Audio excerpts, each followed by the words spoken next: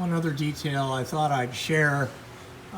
This is a little block-off plate, one of several we made just to keep everything in the engine and clean while we're doing all this mock-up. This is where the oil filter adapter goes.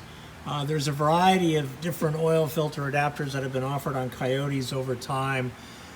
Some have the built-in cooler that uses water from the cooling system. Some have the little deal that kind of turns it sideways and sits here next to the alternator.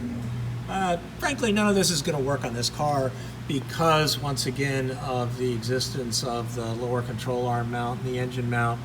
So what we've got here instead is we'll be modifying the factory element that sits right here.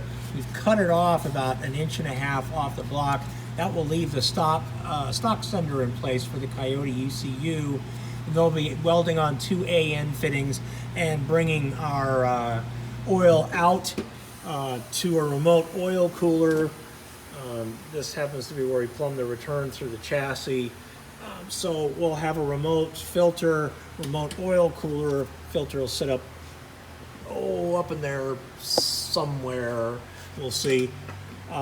This hole here is where we'll put a sensor for the mechanical temp gauge in lieu of the plug that's normally there. Just a couple more details that we're working out as we go along.